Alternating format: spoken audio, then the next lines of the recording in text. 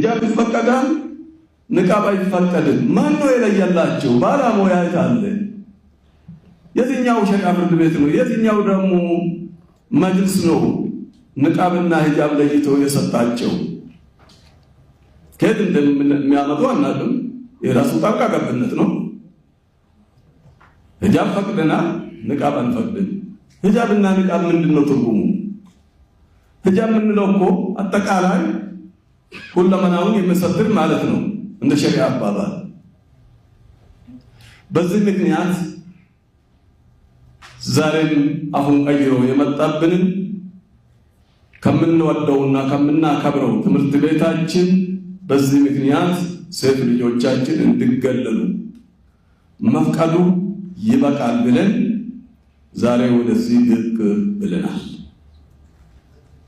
ምክንያቱም እርግጠኛ ነኝ መንግስታችን ሙሉ ለሙሉ መብታችን አክብሮ አስከብሮልን ባለንበት ሰዓት በአንድ ሴክተር በሁለት ሴክተር የሚደርስብንን ግፍና ጭቆና በፍጹም የማንቀበል መሆኑን በዚህ አጋጣሚ ለመላው ኢትዮጵያ ሙስሊም ህብረተሰብ ሊያረጋግጥላችሁ ወዳለሁ። ይህንን ስንል ትምህርት ሚኒስቴር በገዛ ትምህርት ቤታችን በገዛ ገንዘባችን የሰራነውን ቤት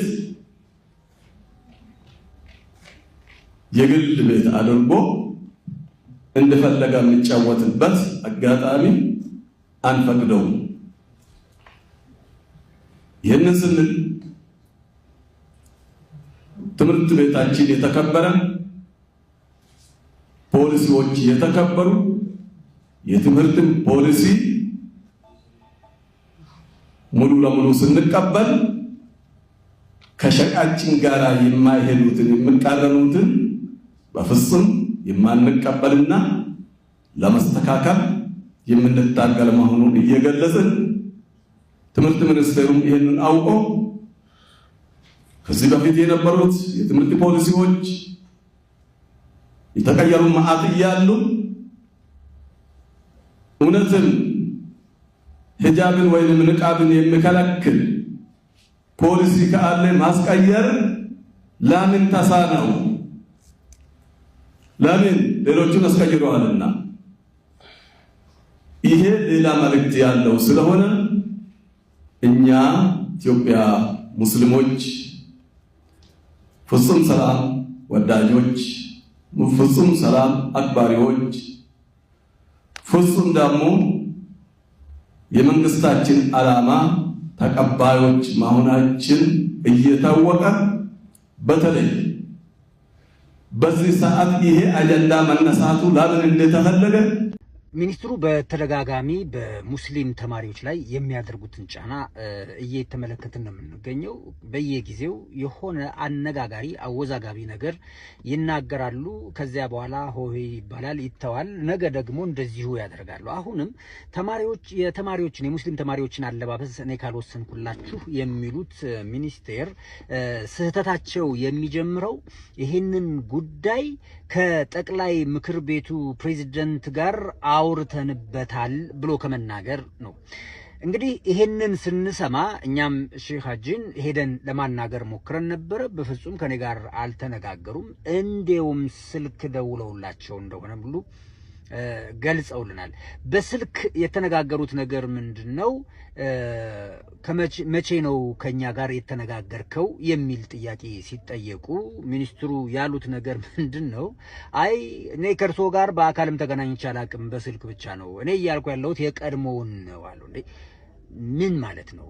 ጠቅላይ ምክር ቤቱ አሁን ያሉ ፕሬዝዳንት አሉት። የቀድሞውን ነው ያናገርኩት የሚል አናግሬያለሁ። የቀድሞውን አላሉም። በንግግራቸው ላይ የተናገሩት ነገር ከጠቅላይ ምክር ቤቱ ፕሬዝዳንት ጋር ተነጋግረንበት ይሄንን ውሳኔ አሳልፈናል ነው ያሉት።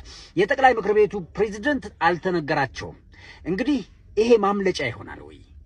እንደው ክቡር ሚኒስቴር አሁን ላይ ያሉትን የጠቅላይ ምክር ቤቱ ፕሬዝዳንት ማን እንደሆኑ ሳያውቁ ነው እንደዚህ ቦታ ላይ የተቀመጡት?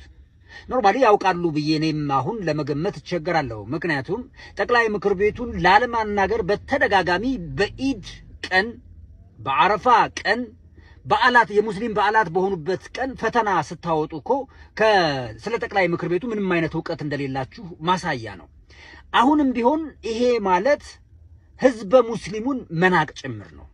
የህዝበ ሙስሊሙን መሪ አላውቅም ከሚል የሚመጣ ከዛ የመነጨ ችግር ነው።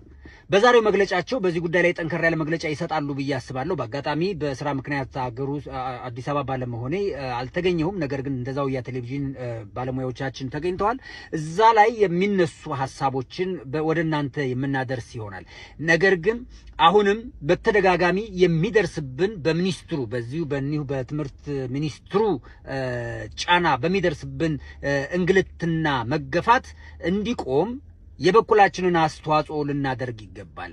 የሚመለከተው ከፍተኛ የባለስልጣናት አካላት ህዝበ ሙስሊሙን ከመንግስት ጋር ለማጣላት እየተካሄደበት ያለውን እንቅስቃሴ ኃይል ሊለው ይገባል። ጠቅላይ ምክር ቤቱም በዚህ ደረጃ ስሙ ስለጠፋ ሊጠይቅ ይገባል። እኒህን ሰው የምናውቃቸው ሙስሊሙ ላይ ጫና ያደርጋሉ፣ ሙስሊም ጥላቻ ያለበት ተብሎ ሲጠየቁ አያቴ እኮ ሙስሊም ናት የሚሉ ናቸው። ይህቺ ነገር የተለመደች ናት። ባለፈው ያያ ዘልደታ አክስቴ እኮ ሙስሊም ናት አሉ። ስለዚህ አያትህ ሙስሊም መሆናቸው፣ ልጅህ ባለቤትህ ሙስሊም መሆኗ እናንተን ከሙስሊም ጥላቻ ሊያስቆማችሁ አልቻለም። አሁንም ጥላቻ አለባችሁ። ያ ማለት አያቶትን ይጠላሉ፣ ያ ማለት አክስትህን ትጠላለህ እንደማለትም ጭምር ነው። አሁንም እንዲህ ያለ አወዛጋቢ እንቅስቃሴያቸው እንዲቆም ህግ ሀይ እንዲላቸው እንጠይቃለን። እናመሰግናለን።